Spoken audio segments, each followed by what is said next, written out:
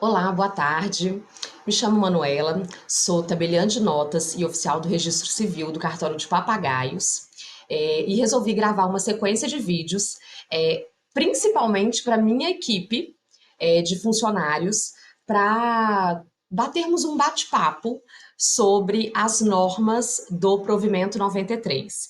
Então, a princípio, vão ser vídeos exclusivamente sobre a parte geral, sobre RCPN e sobre notas, e sem muita preparação, na verdade, sem nenhuma preparação. Então, a ideia é que eu vá trazendo aqui aquilo que eu sei a respeito do provimento, sobre o conhecimento jurídico necessário para entendermos melhor o provimento. Vou tentar usar a linguagem mais simples possível, pressupondo que existem muitas pessoas que não são formadas em direito. Hoje, por exemplo, no quadro de funcionários do cartório de Papagaios, nós temos apenas 2 funcionários, né, com bacharelado em direito. Então, é comum que os funcionários do cartório não tenham esse conhecimento prévio. Então, eu vou tentar tratar o máximo possível do que está escrito no provimento, e aí, em alguns momentos, claro, vou acabar entrando também no procedimento interno do cartório, porque a ideia é realmente abarcar os funcionários do cartório de papagaios. Ok? Então vamos lá. Primeira coisa que eu queria trazer para vocês, eu até deixei aqui aberto o Paint, que é o seguinte: há uma observação importante, que é o seguinte: eu vou sempre gravar módulos de, no máximo, 25 minutos, né? Tentar sempre concentrar, exatamente para não ficar muito cansativo. Então, a primeira coisa que eu queria falar para os senhores é o que né? Por que o provimento 93? Por que provimento? De onde saiu esse provimento? Então, assim, eu queria começar explicando, porque eu vejo que muitas vezes as pessoas se perdem. Então, a gente vai lembrar, vai aprender. Aqui, olha, nem sabia que tinha um triângulo aqui. É, existe um doutrinador, um estudioso da área jurídica, que divide as espécies normativas numa pirâmide, né? E aí é a pirâmide de Kelsen, né? E eu não vou entrar na parte jurídica, eu só quero explicar de forma bem sucinta para que se entenda melhor de onde saiu esse provimento. Então, a gente tem como a maior das normas no Brasil, né, a maior legislação no Brasil é a Constituição Federal. Então, o ato normativo de maior importância, né, é a Constituição Federal. Então, é como se a gente dividisse aqui, e aí vamos tentar aí fazer aqui um desenho. Não sou nada habilidosa com isso, mas assim, vou tentar fazer o melhor aqui. Então, assim, aqui é como se a gente tivesse a Constituição Federal. Então, não consegui colocar aqui a Constituição Federal. Vamos lá. Não vou tentar, então, gente, minha habilidade é realmente bem limitada, tá, nisso. Então, assim, é como se nesse espaço aqui, nesse primeiro espaço, nesse primeiro triângulo aqui formado, nós tivéssemos a Constituição Federal. E aí, abaixo da Constituição Federal, nós temos as demais leis. Então, aí aqui a gente tem as leis federais, tá? Nós temos as leis complementares, aí depois nós temos as leis ordinárias, e aí nós temos várias espécies normativas. Então, as espécies normativas, elas podem ser decreto, podem ser leis ordinárias, leis complementares, medida provisória. Então, eu queria que vocês entendessem isso, que existe uma gama de legislações, de espécies normativas, e cada espécie normativa, ela é iniciada por um órgão específico. Então, existem aquelas normas, né, que iniciam através do Congresso Nacional, pela Câmara dos Deputados ou pelo Senado Federal. Existem outras que são as corregedorias dos tribunais, como é no caso do provimento, né, a corregedoria do tribunal que edita esse ato normativo. E aí, O provimento, especificamente o provimento 93, né, que é o Código de Normas das Serventias Extrajudiciais, ele é um ato editado pela Corregedoria do Tribunal de Justiça de Minas Gerais. E ele vem para regulamentar outras leis. Então aqui eu vou citar para vocês quais são as outras leis que nós temos que regulam também os atos das serventias extrajudiciais.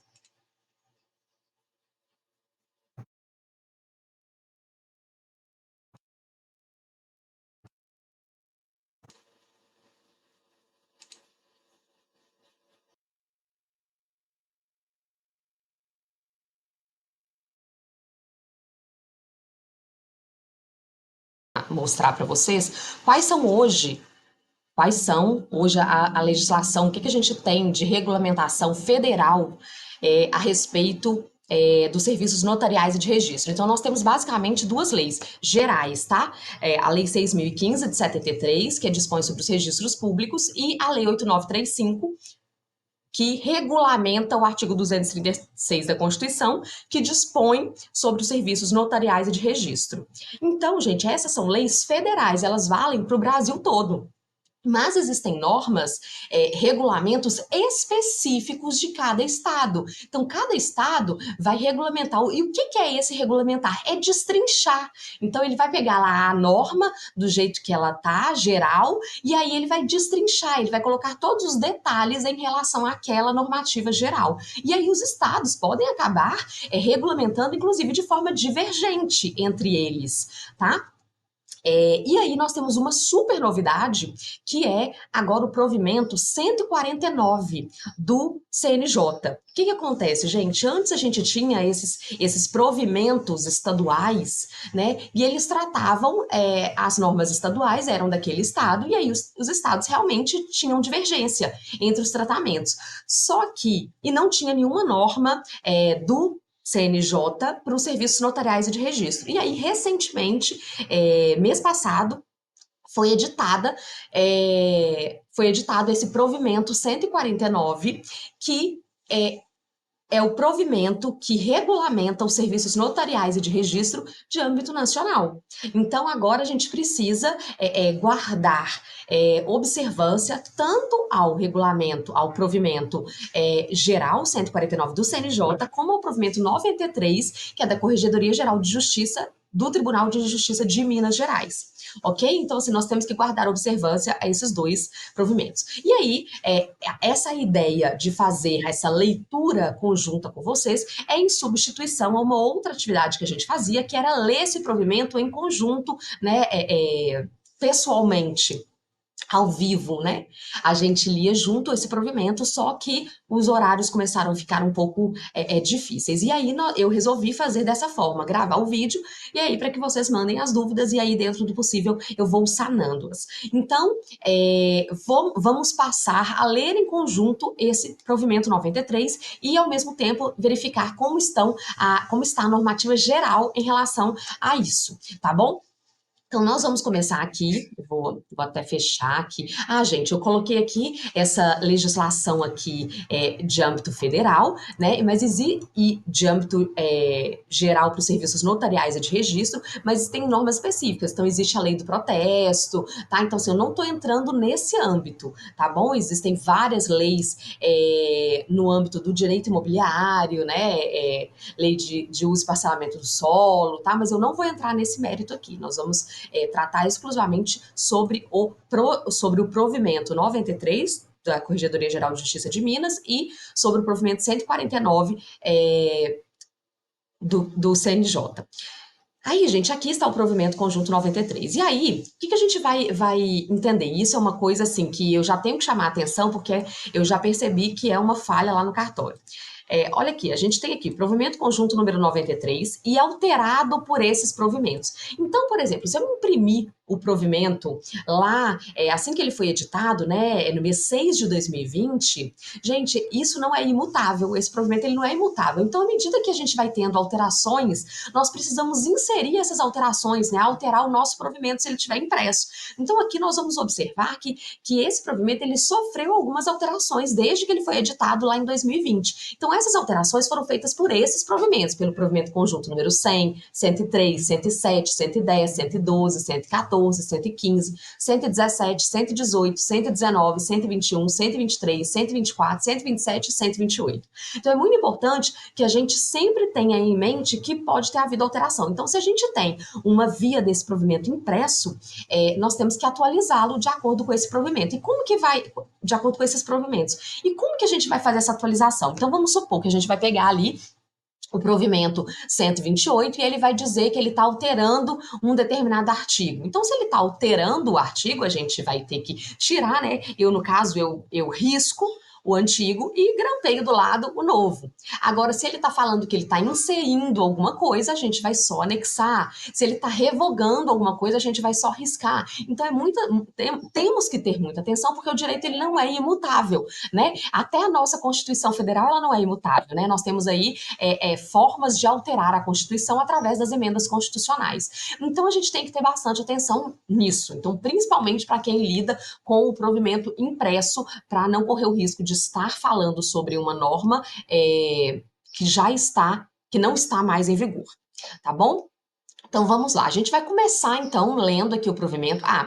Primeira coisa, eu vou mostrar aqui para vocês entenderem como que funciona o que exatamente vocês estão lendo. Então, aqui, ó, eu fiz aqui um arquivo, um arquivo aqui do Word mesmo, mostrando para vocês o seguinte.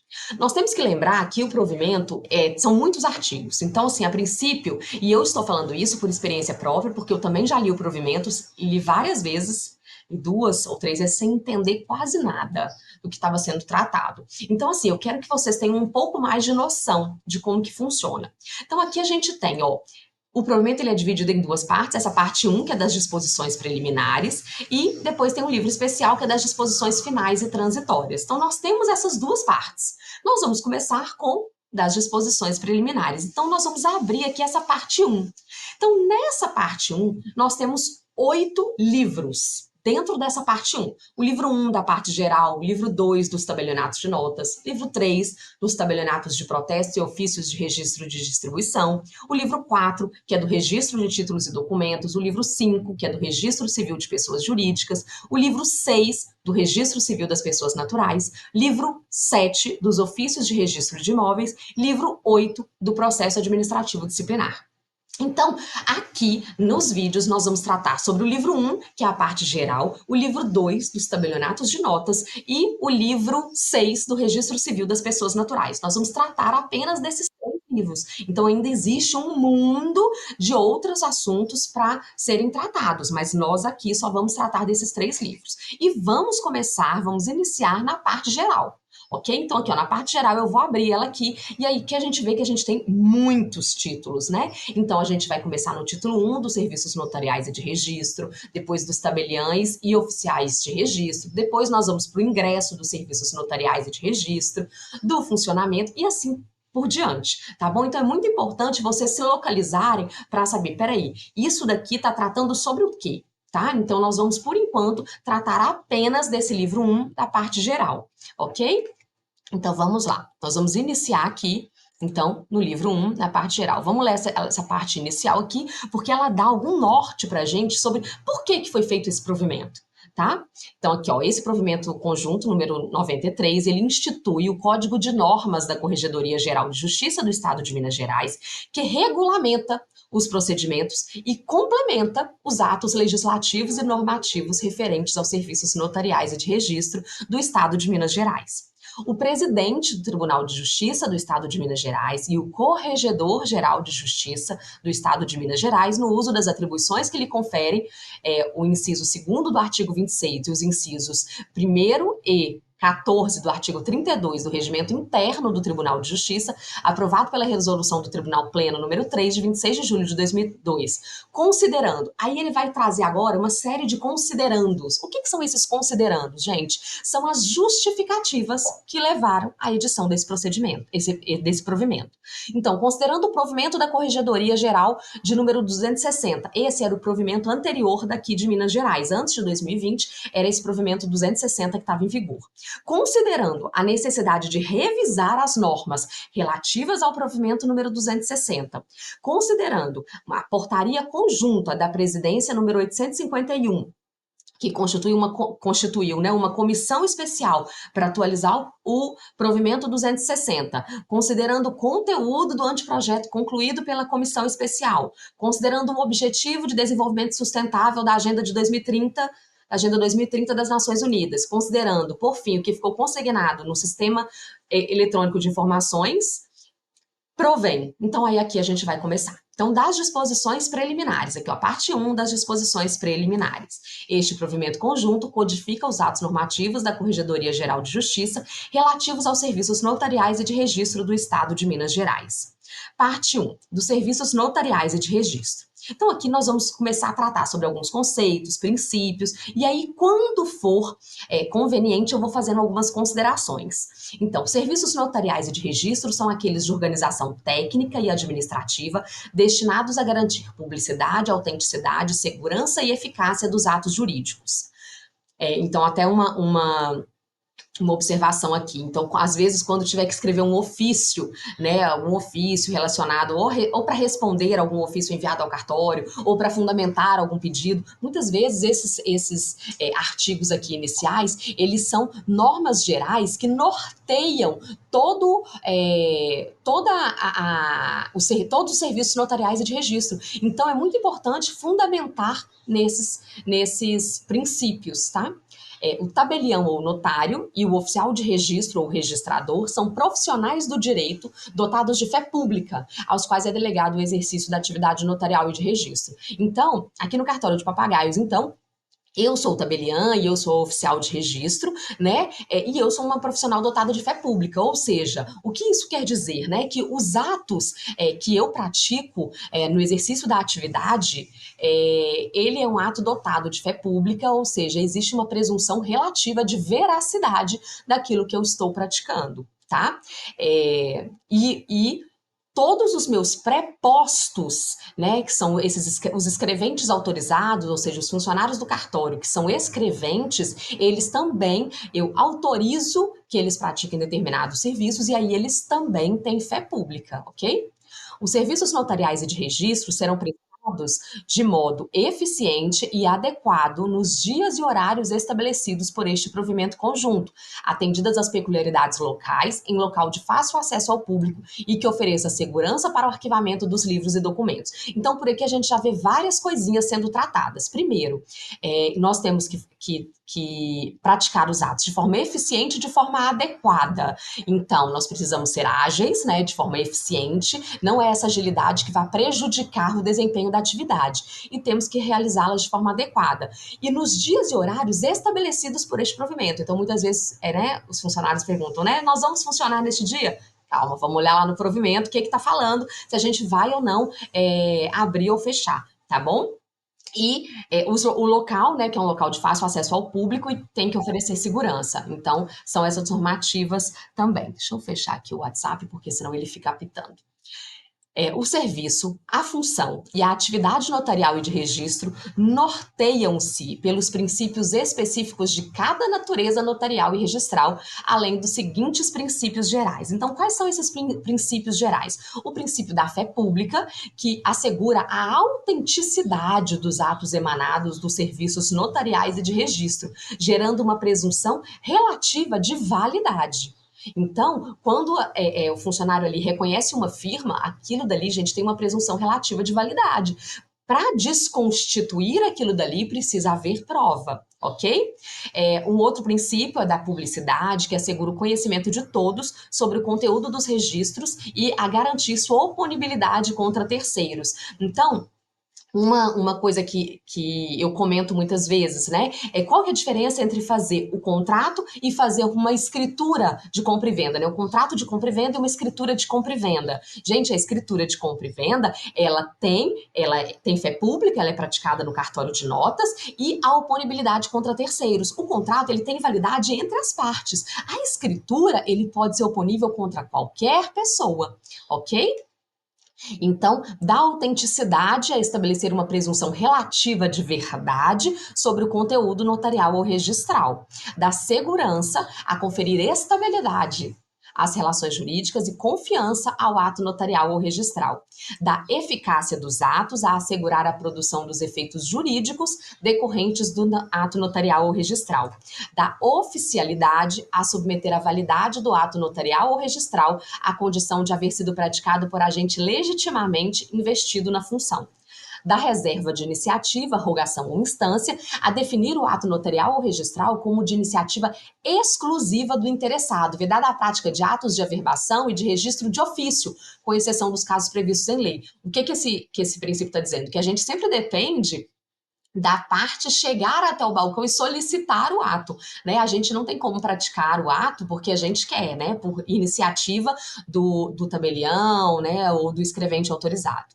Da legalidade a impor prévio exame da legalidade, validade e eficácia dos atos notariais ou registrais, a fim de obstar a lavratura ou registro de atos inválidos, ineficazes ou imperfeitos. E isso daqui, gente, é muito importante. Então, é um pré-requisito que nós temos que exercer quando da prática de algum ato. Então, nós temos que analisar toda a viabilidade desse ato, né? A legalidade, a validade, a eficácia desse ato. Do contrário, a gente não vai poder praticar. E esse ato, ele pode estar eivado de algum vício. Então, a gente precisa avaliar esses requisitos, né? Se ele é um ato legal, se ele é válido e se ele é eficaz. Então, como que a gente faz isso? Vamos supor uma compra e venda, né? Vamos fazer ali uma escritura de compra e venda e a parte trouxe para gente a matrícula do imóvel. Então, o que a gente tem que analisar? A gente tem que olhar aquela matrícula, analisar todos os lançamentos da matrícula do registro de imóveis para analisar se tem algum impedimento,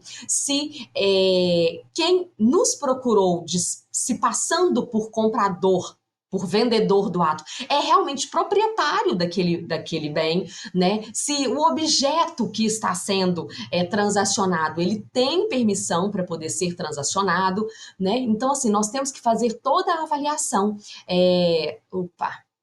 nós temos que fazer toda a análise desse ato.